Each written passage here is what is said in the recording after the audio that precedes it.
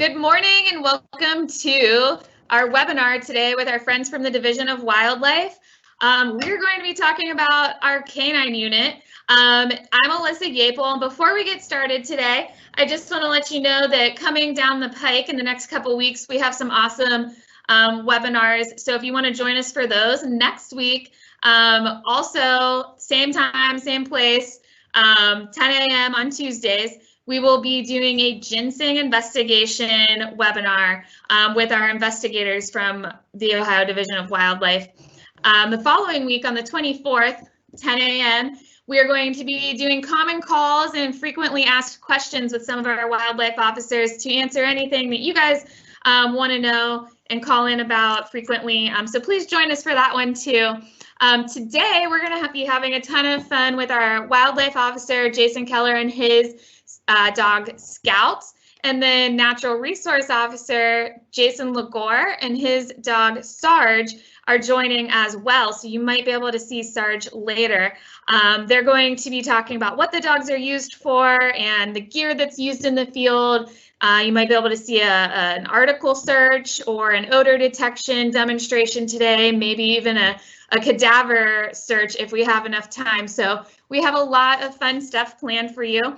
I do want to point out before we get started the Q&A box. So anybody joining us, please utilize the Q&A. Meredith Gilbert, who I'm going to put on the screen here to wave hello, she is going to be helping me with the Q&A. So thanks for joining us today, Meredith. And now I'm going to send Officer Jason Keller live, and you can see Scout there in the back. So Jason, you're good to go. That sounds good. I appreciate it. And thank you for inviting me and Scout to the Ohio Department of Natural Resources webinar for this week. So kind of what we're going to cover, the list already did, but we'll quickly go over some of the dogs that we have within our division. Then we'll go over some training aids, and hopefully as time allows, we'll do some demonstration for you guys, and hopefully the quality's good and you guys can kind of see what we're getting into. So with that, I'm going to try to pull up a PowerPoint.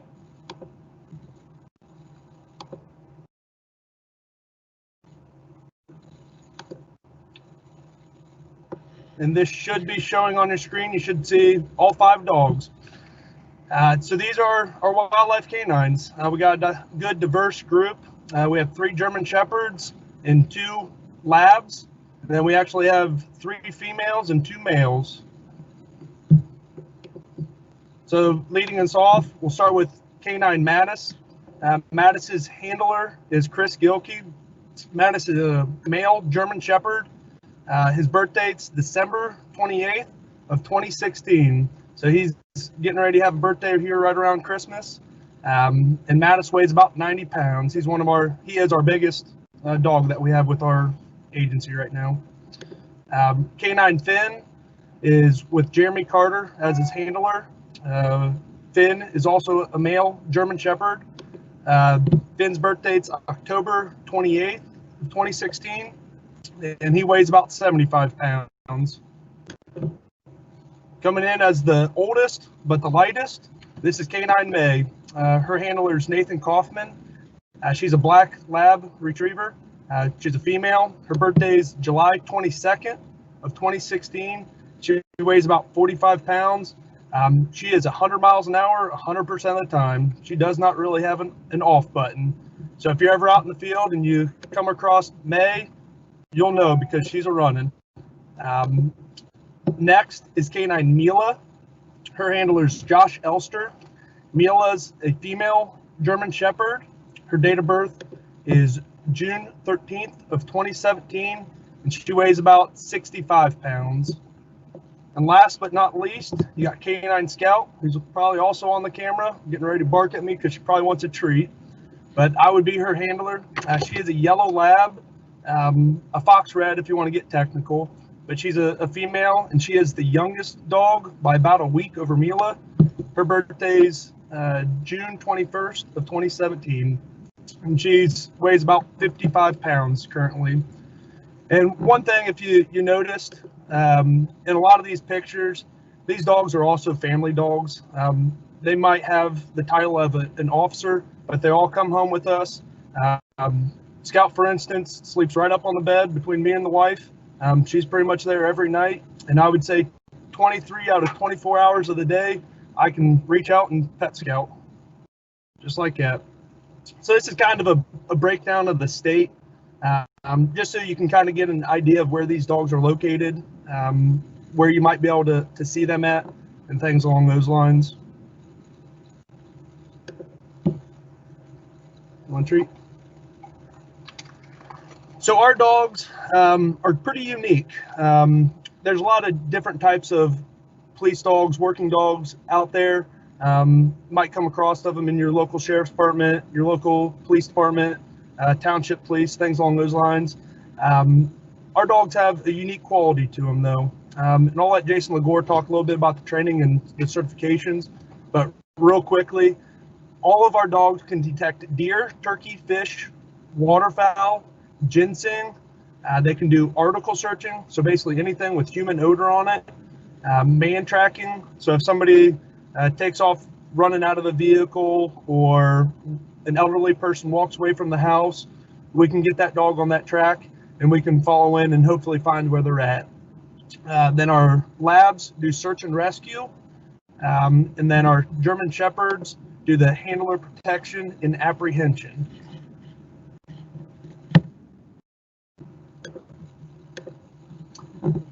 And believe it or not, our program is mainly funded through a nonprofit organization, the Carr Annisted K9 Foundation Fund. It's a foundation for the Appalachian of Ohio.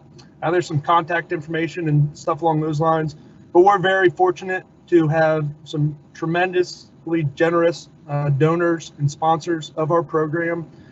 This is just a few of the many. These are probably the bigger ones. For example, Petland, they donate all of the dog food for all of our canines within the whole department. Whitetails Unlimited, Buckeye Big Buck, National Wild Turkey Federation, the Burr Oak Foundation, Southwest Ohio Chapter of Ohio have all donated pretty good chunks of money to get our program up and running. So we tremendously appreciate their support. And then you see Brady's K9 Fund down there in the bottom left. Brady's a young individual in that Northeast Ohio region. He was generous enough, and he actually donated vests to all of our dogs to protect them out in the field in certain situations. So with that being said, we're going to try to move this around and get Jason Legore up here talking with you guys. Stop sharing that. Hey, Jason, real quickly, we do have one quick question. Of the list of things that you just had up on screen, of all the different things that our canine officers are able to do, we have a question of which one of those things is Scout best at doing? I would say two of them probably stick out in my mind. She loves to track, and she loves waterfowl. So if I get a duck out around her, she's usually on it pretty quick, but that's because we kind of play with that a lot. I have a black lab at home too that is trained for waterfowl hunting. So we're usually handling waterfowl. So it's probably what she's most used to. When we're playing in the yard, I'll have Scout go find it, and then I'll have my other dog, Dakota, go retrieve it for me after I reward Scout. So it kind of turns into a family adventure. But those would probably be the two that she's the best at, I would say. All right. Apologize if this gets a little shaky, but we're going to try to get you over so Natural Resource Officer Jason Legore can talk to you guys for a little bit.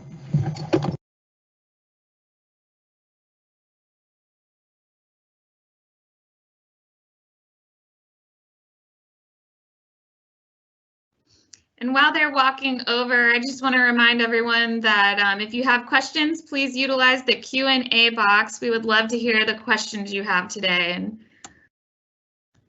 pass it back to Officer Legore.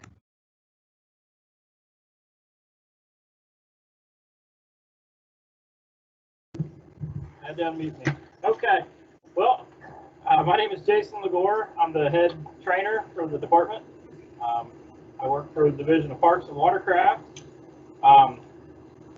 We have 5 dogs as well in Division of Parks and Watercraft. We have 2 German Shepherds, a Belgian Malinois, and 2 Labrador Retrievers.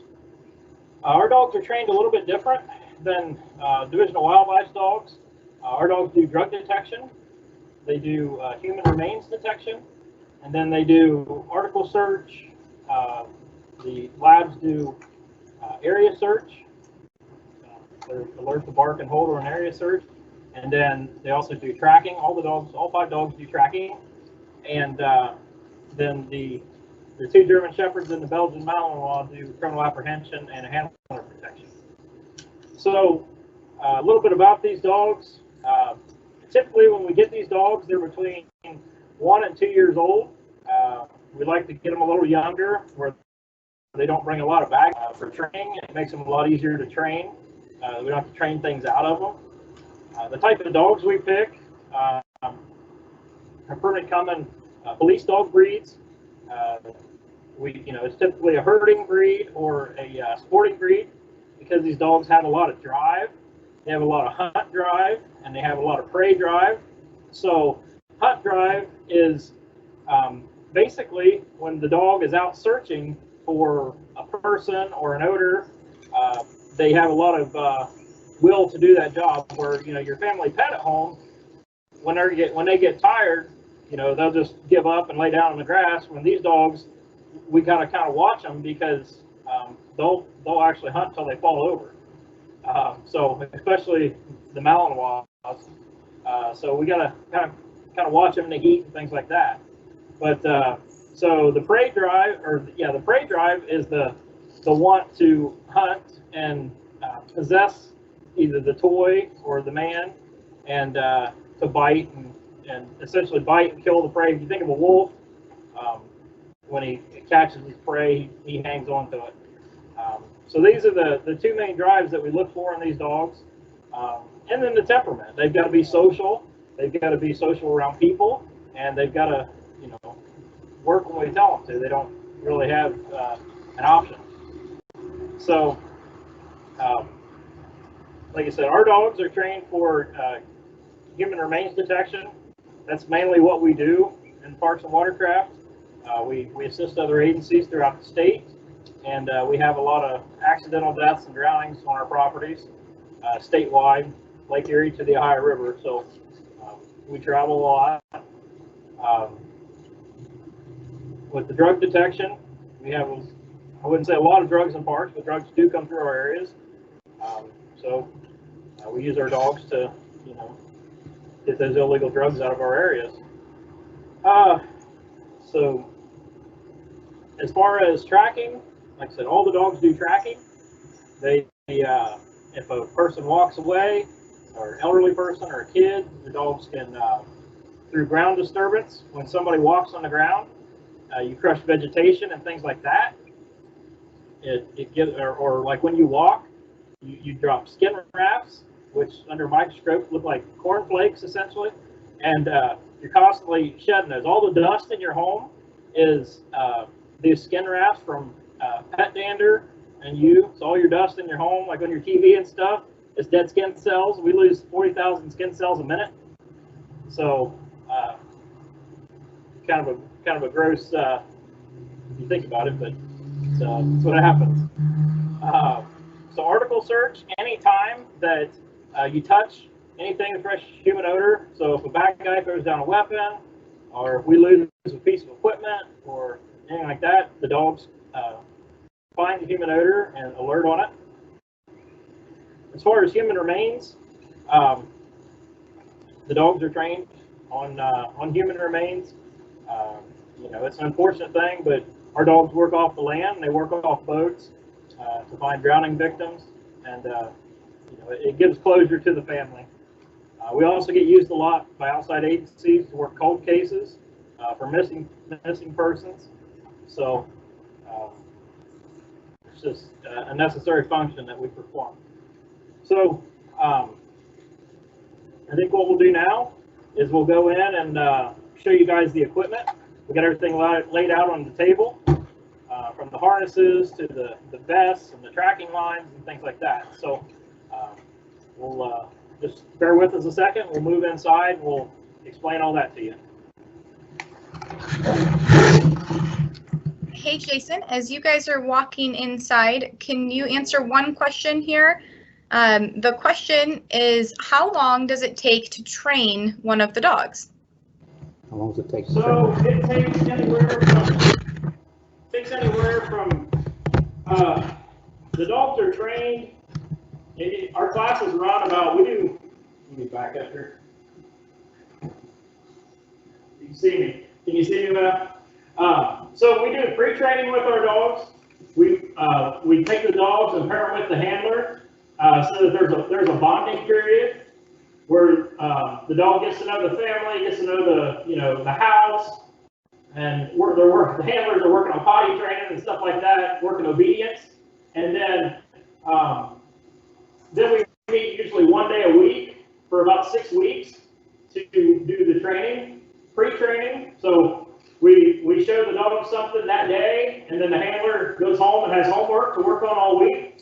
And then when we start class, the class is anywhere from 6 to 10 weeks long, depending on the how the dog's progressing and when they're able to pass certification. So the certifications we do, there's a state certification through the Ohio Peace Officer Training Academy, and we have to do that every year.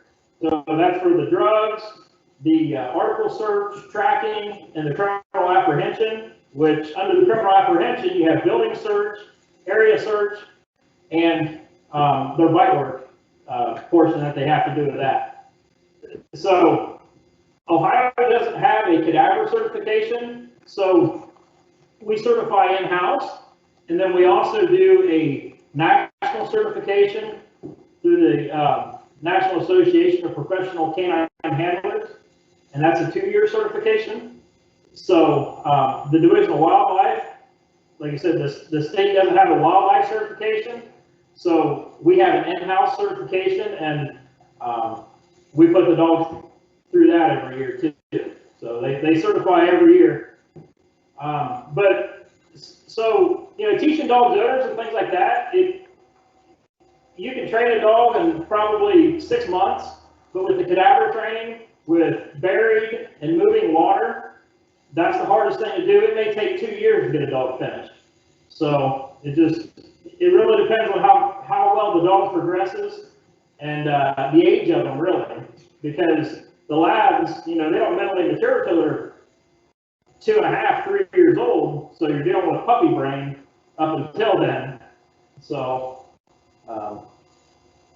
if that answers your question. So we'll explain the equipment now if there's no more questions.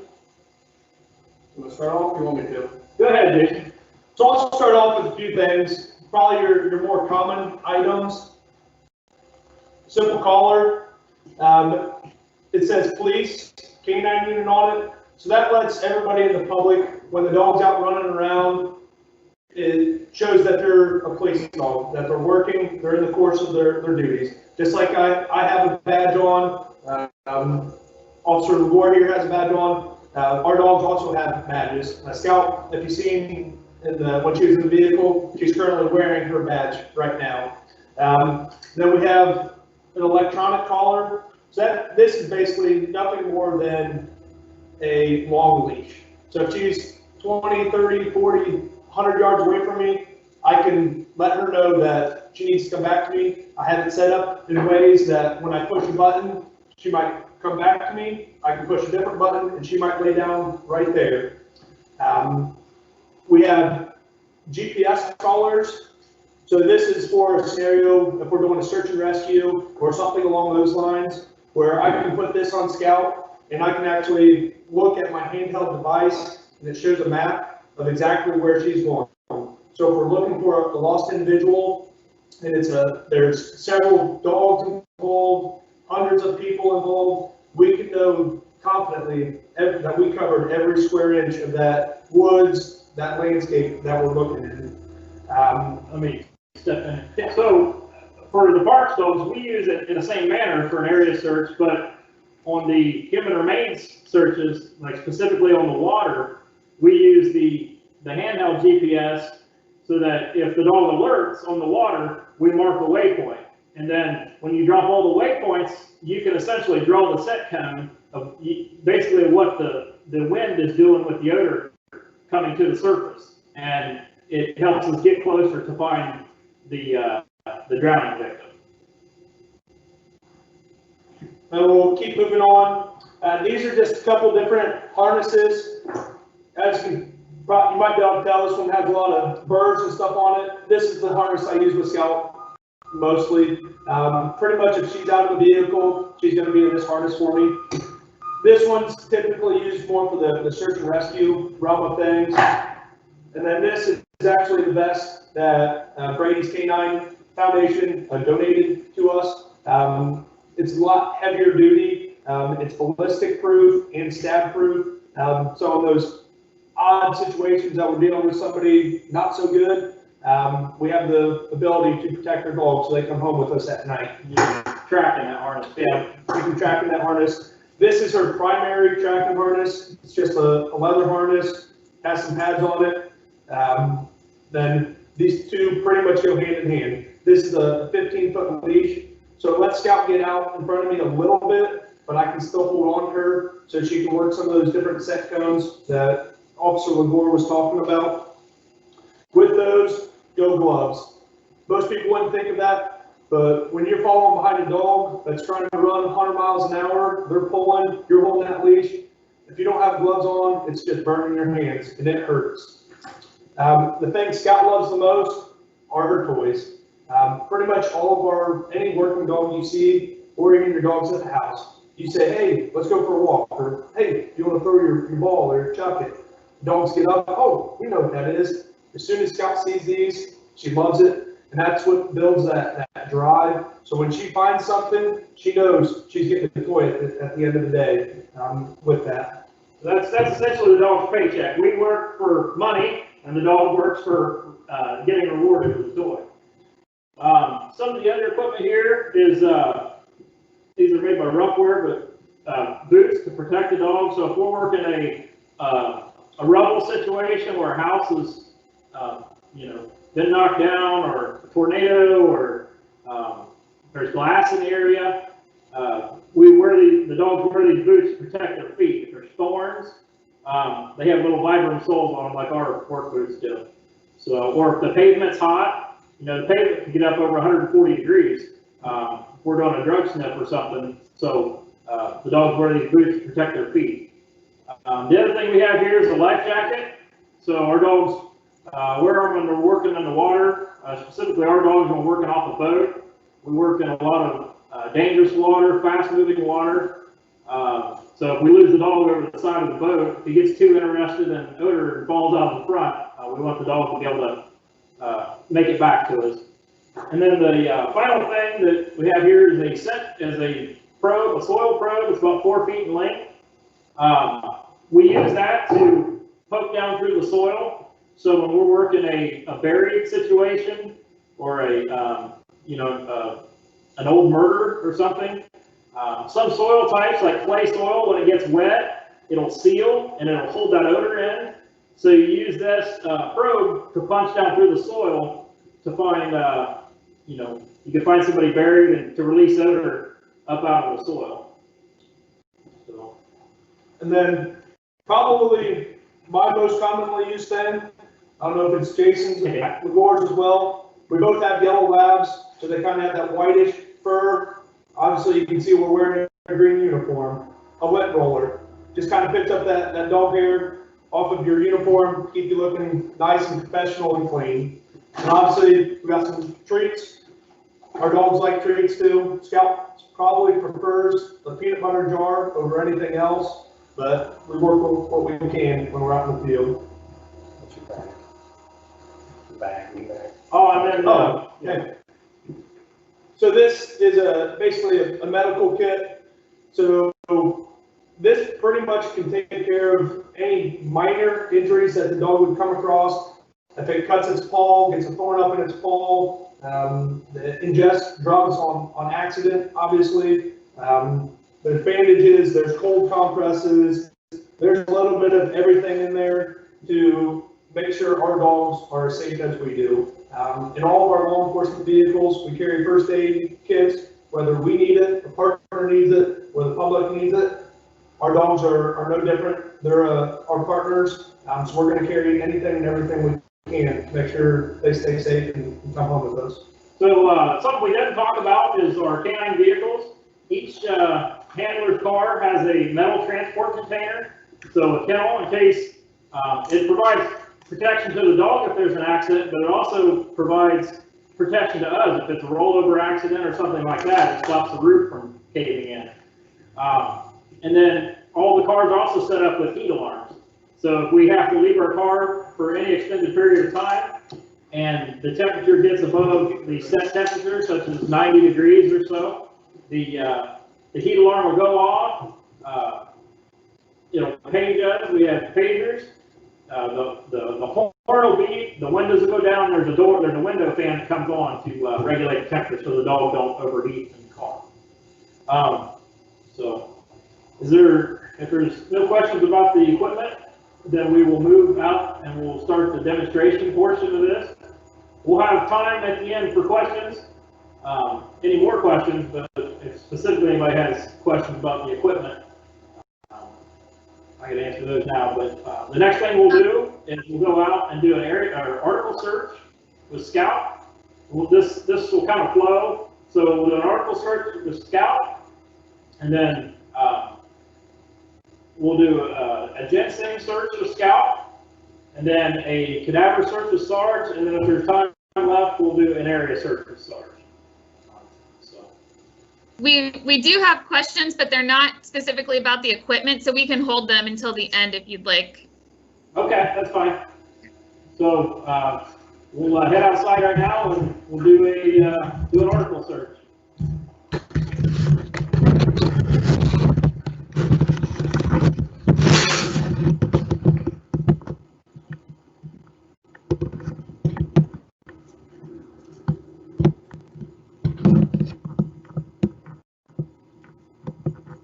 The Scout is getting ready to look for something with fresh human odor on it.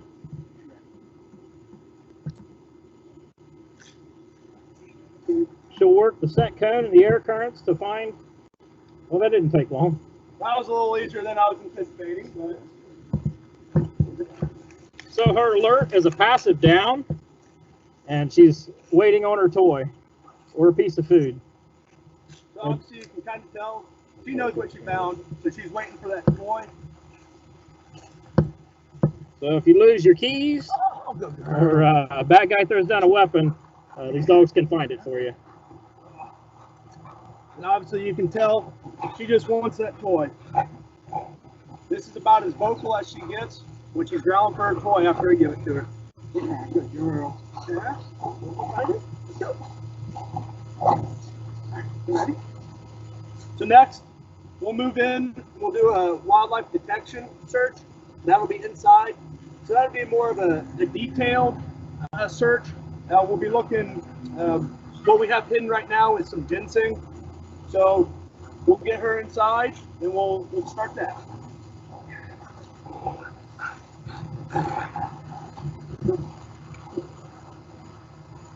Hey, Jason, really quickly while you guys are transitioning inside, we had a question about how old a dog can be before they need to retire. Well, typically we work the dogs 6 to 8 years. They say with a German Shepherd, at 8, start looking for another dog, and 9, replace. It really depends on the dog. I'm on my second dog now. I retired my first dog at 9 years old because his hips he's starting to get arthritis in his hips. So it really depends on the health of the dog. And yeah, I mean, typically I wouldn't work a dog past 10 years old. I think 10 would be the cutoff for sure. For what we ask these dogs to do, you know, we ask them to go out and search the whole field or the woods, or, you know, it's really hard on the dog. It takes, using their nose takes a lot of power. The dogs, when they get advanced stage on them, past 10, they start to kind of lose their nose. So it's just time to replace them after 10. So, all right, so we'll go over and do this ginseng search in the building. You'll watch. Jason will present everything. He'll detail along the wall, and then you'll watch the dog. You might have a head turn, or you'll watch her body language change. You'll see the forward-leaning posture. The dog will start breathing really deep, and then the final alert is a passive sit. So just everybody keep on the lookout for all those behavior changes, and that's kind of what we look for when we're working the road.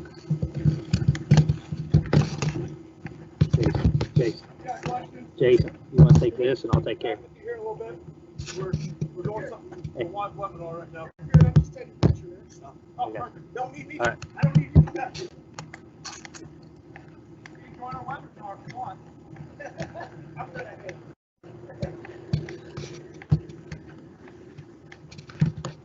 So Officer Lagore kind of explained what we're going to do. It's going to be more that detailed. So basically, I'll get Scout to my side. Hey.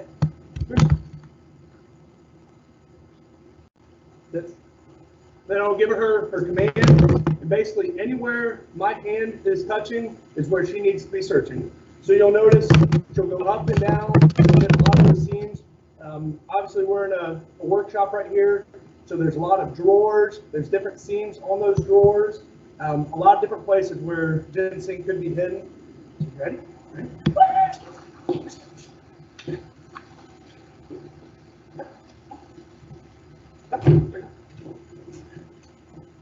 Then you just probably want to keep your feet moving. Yep.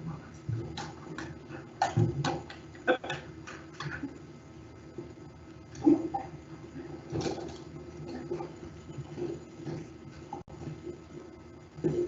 See, that's her final alert. She sits. She'll look and make eye contact with Jason, and then she'll stare at source of the odor. And then it's, once she finds the odor, then it's playtime. When I tell the handlers when I'm training them, it should be the biggest party on the face of the earth. And if you notice, there's just a little bag of ginseng. If you don't know what ginseng is, I'll throw a plug for next week. They're going to be talking about it. So stay tuned for next week's webinar, and you'll learn as much about ginseng as you possibly can.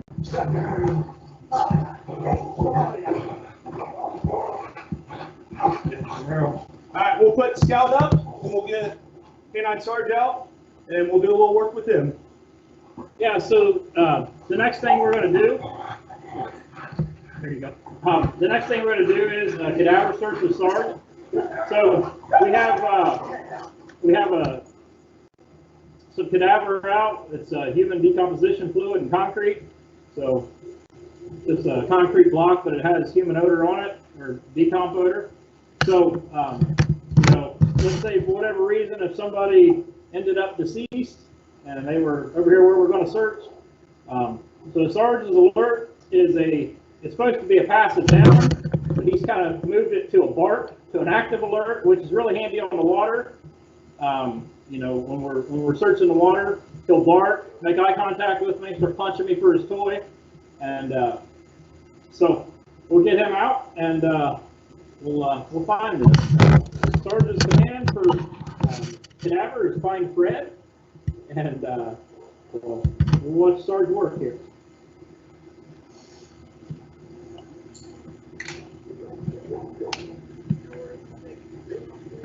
So this is obviously one of our vehicles. This is the metal transport container we were talking about that keeps him safe. And then he's got fans up above and a fan right here, so that if the car starts to overheat, they'll kick on.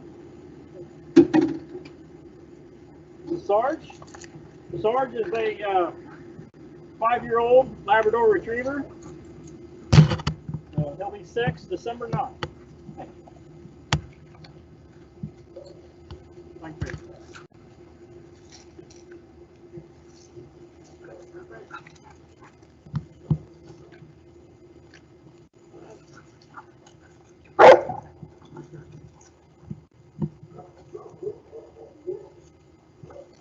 So if you notice right there,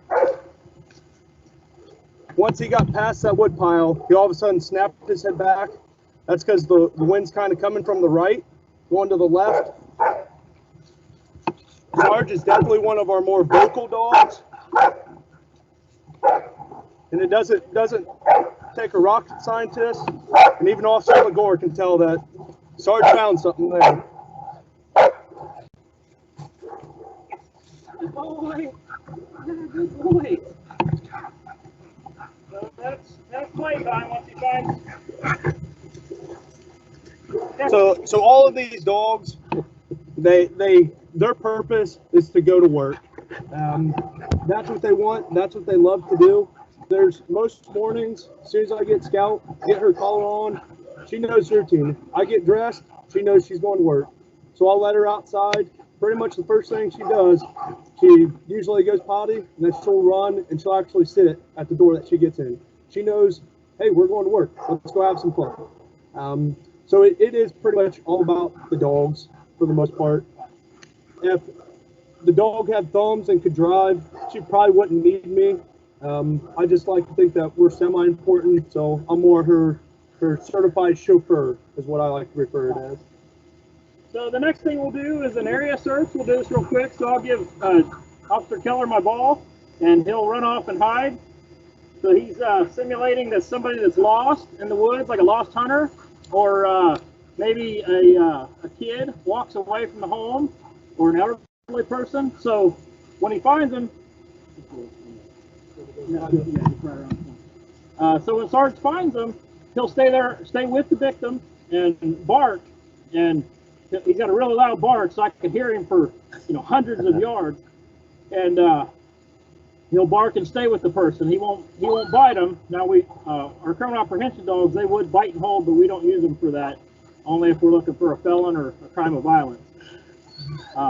So it might get a little loud here, but I'll give my warnings, and it's just more to get the dog's head right, to get him to understand what we're doing, and then we'll send him. So I think Jason's in place, so we'll make this happen.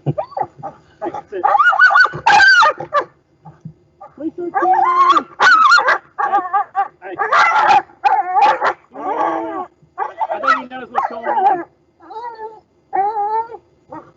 Find him, man. Find him.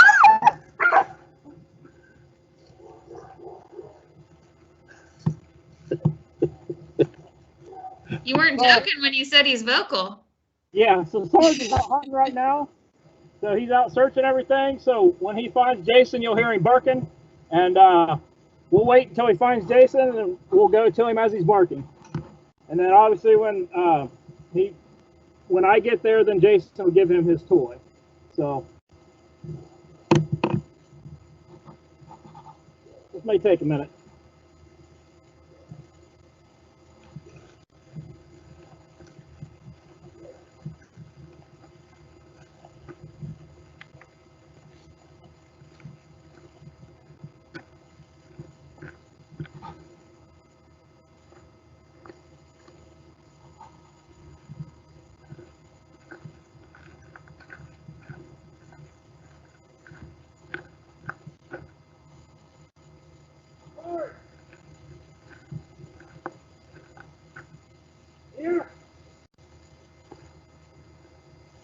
Sarge used to hunt in big tracts of woods.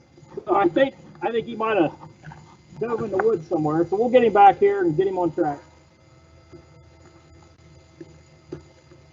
Here.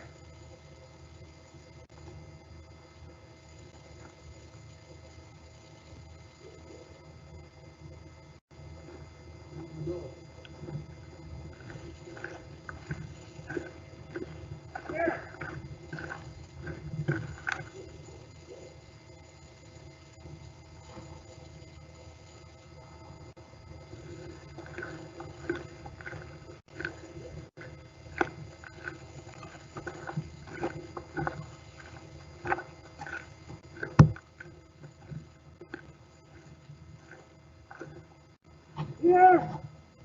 Yes. Right there at the head of the trail. He just went back down the hill. He's on the trail. Here. Come on.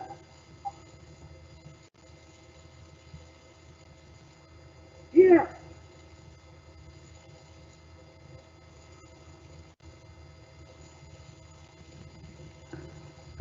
Here.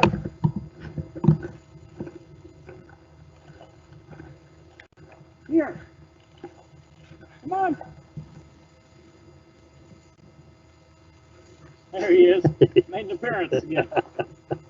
Come to me. Hey. Come to me. Come to me.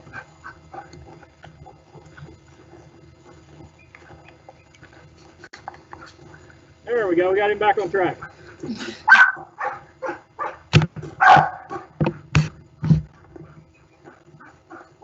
He's going to try to figure out a way to get up to him.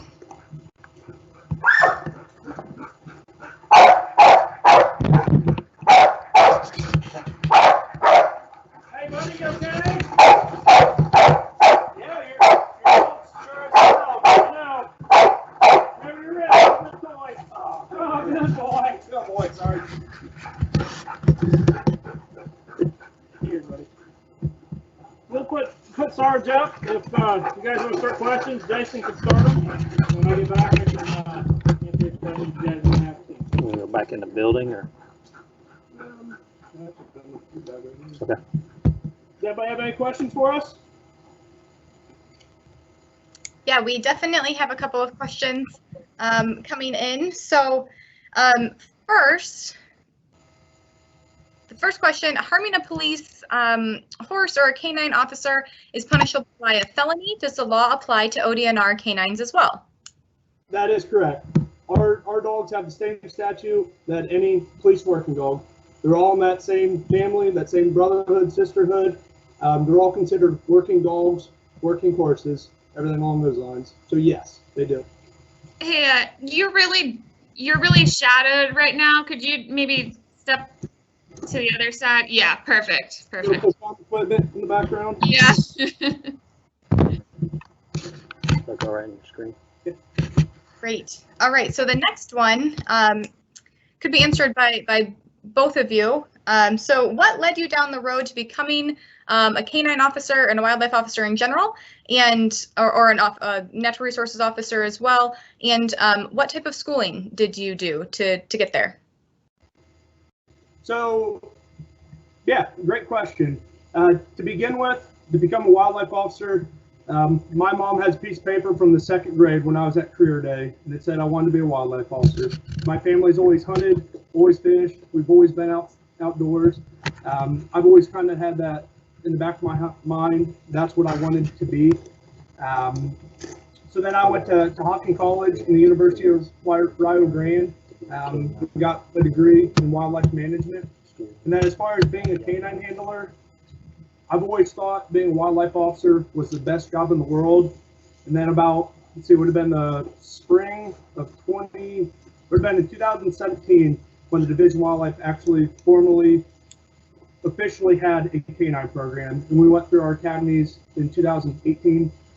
So once I was selected as a canine handler, it went from the best job in the world to even better. Because now I have a partner with me every day. So when I'm sitting there talking to myself like I used to do, I don't feel quite as crazy because I have a dog to talk to now. So it just adds a completely different element. I've always had a passion for dogs. I have an 8-year-old black lab Dakota at home who I trained for waterfowl hunting. Trainings are kind of similar, but working dogs are a completely different game. Their abilities are tremendous. It's amazing is what they can do. Thank you. All right. Another one we have that might need a little bit more clarification. The question is, why is the State Wildlife Agency using their dogs in funding for non-wildlife related cases like drugs and missing persons? So maybe a little bit of clarification on the differences between wildlife dogs and parks and watercraft dogs and how that funding works. So yes, as the Division of Wildlife, our primary mission is the protection of wildlife and fish and everything along those lines, but we're also public servants. So if it comes and the Sheriff's Department requests assistance from one of our dogs to help out on a homicide or missing gun or to track down a lost person, as a public servant, absolutely, I'm going to go on that all day, every day. And that's something too, is the wildlife dogs, especially trained with gunpowder detection, there's not very many, if any, other dogs in the state that have that ability. Bomb dogs are trained for gunpowder, but it's too late if they alert. I mean, they don't do like freshly burnt gunpowder. They do raw gunpowder. So that's kind of a unique ability that the wildlife dogs have. to do gunpowder. So they're, actually solving homicides and, providing that service to the taxpayer. But generally, they do fish and wildlife stuff. What their dedicated funding is, catching poachers and things of that nature. Now, Parks and Watercraft is a little different. Our funding comes from the General Revenue Fund, which is basically your tax dollars, my tax dollars, and then reimbursable, basically watercraft money. So whenever you buy a boat license or you recreate, things like that, the Coast Guard gets that money, and then we get the money reimbursed to us from the Coast Guard. And then obviously, I'll explain the reasons that we do, to help a loved one find its missing person or something like that. We get called by a lot of outside agencies for that. And that's just a unique service that we can offer. There's a lot of search and rescue groups in the state, but as far as law enforcement groups, if you have a highly sensitive case like a homicide or something like that, a lot of time law enforcement agencies don't want to work with a civilian group. There's only 2 law enforcement agencies in the state that have cadaver dogs. So hopefully that answers the question. Yeah, great. Thank you. All right, we do have just a couple more. Do the dogs bite? And has your canine ever saved you from a dangerous situation?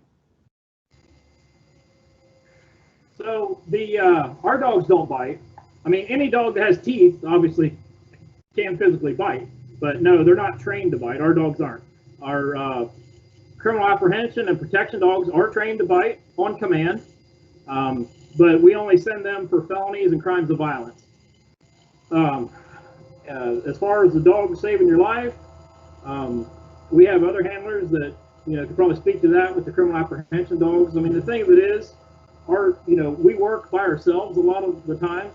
So these guys are going into areas, late at night, dealing with poachers, or we're dealing with criminals, felons, who may have just shot at somebody or something like that. And these dogs are very important. They're backup when a lot of times our backup's an hour away. But I've used my dog. My first dog, he would bark in the car.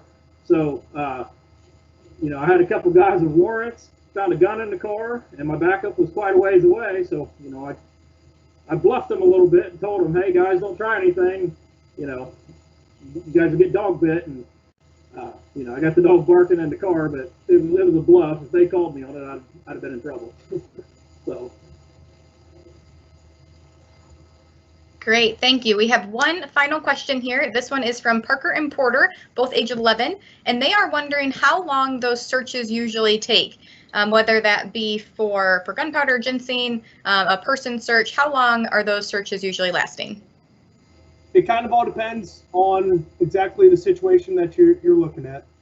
We've done searches that have taken 30 seconds, get her out of the car, find boom, which is her indication that she's looking for that gunpowder, and she runs 15 yards and lays down on a hole. Made my job easy. But we've also had situations where we've searched hundreds of acres. We had one this past spring where we had information that somebody illegally killed a couple turkeys, stuffed them in a bag, and threw them up in a tree. We had a general idea, but the information wasn't absolutely perfect. We probably searched close to over a couple different days, probably 400 or 500 acres until we eventually found them.